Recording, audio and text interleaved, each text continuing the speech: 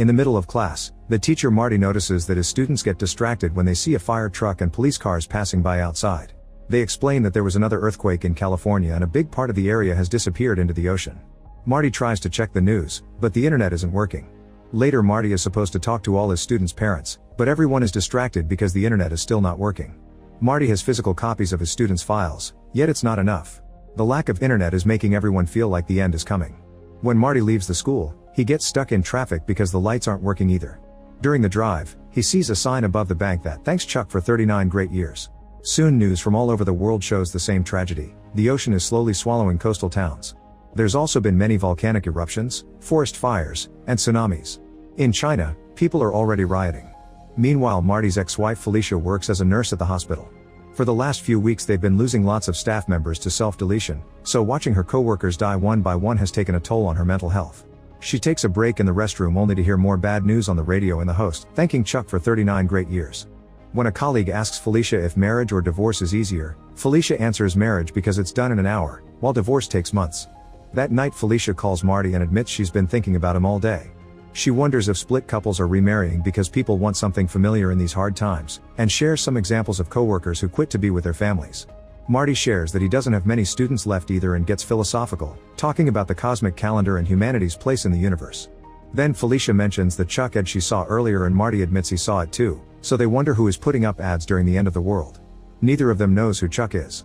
After the call ends, Marty tries to watch TV, but soon the signal goes down just like the internet. After a few seconds of nothing, Chuck's face appears and an announcer thanks him for 39 great years, only for the signal to go out again when the ad is over. The next morning Marty notices that his neighbor isn't using his car. The man explains that he had to walk 3 miles to work and back because a sinkhole has appeared on the road, cutting the city in half and swallowing lots of cars. There's a lot of traffic in the other streets, so most likely Marty won't make it to school until lunch. Then they discuss the latest news. California has 10% of land left, the Midwest is burning, and Florida is flooding, so all the food-producing regions in the country are gone. Europe is in a similar situation, and famine has already taken over Asia, where 1 million people are dead. The bubonic plague is back, and only a few bees are left, probably in South America. At that moment Marty sees a lot of neighbors coming home because they couldn't go to work. The sinkhole has swallowed their cars and even their workplaces. Marty talks to a friend of Felicia's who worked at the bank and asks her about the Chuck sign, but she doesn't know what it means either. Everyone walking around looks depressed and Marty's neighbor points out that they've been going through the stages of grief. When everything started, there were protests and riots. This was followed by lots of self-deletion. But now people have come to terms with it and will just wait for the end. The conversation is interrupted by a plane writing, "Thanks Chuck" in the sky. On her way to work, Felicia notices all the walls covered with dozens of graffiti dedicated to Chuck. She walks all the way to the hospital, only to discover there isn't a single employee left and no patients at all. However, all the monitors are still working and tracking exactly the same heart rate and perfect beeping coordination. The beds are empty, but it's as if all the monitors were connected to the same person. Sometime later Marty gets frustrated because the TV is still receiving no signal, and when he tries to call Felicia, he discovers phone lines aren't working anymore either. He decides to go looking for her and as he crosses town, he sees lots of abandoned cars and more Chuck ads. Sam's resting on a bench and Marty asks him if he knows who Chuck is, but Sam has no idea. In fact, he asked around too, but nobody had an answer. Since Sam is going in the same direction, he and Marty walk together for a while.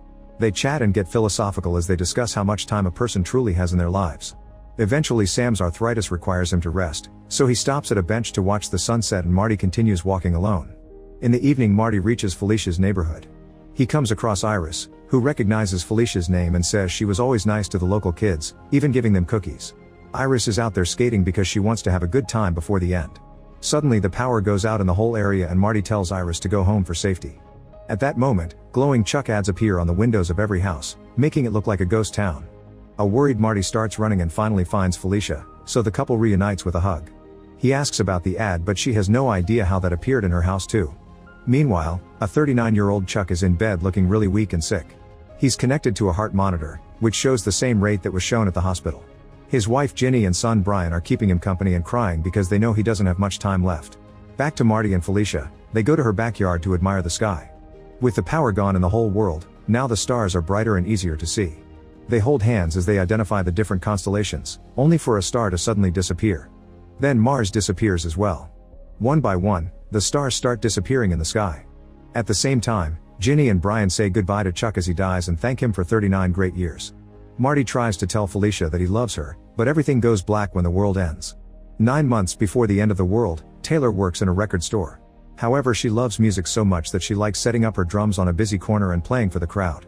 Sometimes she gets tips from the crowd, but they're rare. Meanwhile, Janice is going home in a bad mood because her boyfriend just broke up with her through text.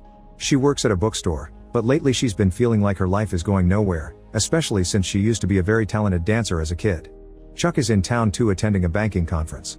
He's a successful accountant for an important bank, has been faithful to Ginny since he met her in high school, and is proud of Brian for being a good student. However, he isn't happy with his life either because his job is very boring and he hates other accountants. When Taylor sees Chuck being all serious as he walks down the street, she starts playing an upbeat tune to lighten the mood. To her surprise, Chuck stops in front of her and after some hesitation, he starts dancing. Soon a crowd gathers around him, including Janice, who needs something upbeat in her life. She starts dancing too, so Chuck brings her to the middle of the circle and they start moving together to the rhythm of Taylor's music. Soon Chuck feels some pain in his head, but he blames it on his glasses and takes them off before he continues dancing. The crowd claps and cheers, enjoying the performance so much that they drop tons of tips in Taylor's hat. Afterward, the trio goes to a cafe and Taylor shares the money. Chuck looks a bit sick, but he swears he's fine. Taylor wants to know what made him stop to dance and Chuck says he doesn't know while his mind thinks about his old band. When it's time for Taylor to leave, she hugs everyone as she calls them buskers forever. Then Chuck and Janice go on a walk together. Janice shares the details of her breakup and Chuck assures her that she'll be fine. After they split, Chuck looks around the area and sees Iris skating. He also notices the empty corner and can't stop wondering why he stopped to dance. Later, when his illness makes his body so weak that he can't chew or walk, Chuck will remember his dance and conclude that's why God created the world. As a 7-year-old, Chuck lives with his grandparents because his parents died in a car crash. To make matters worse, his mother was pregnant when it happened.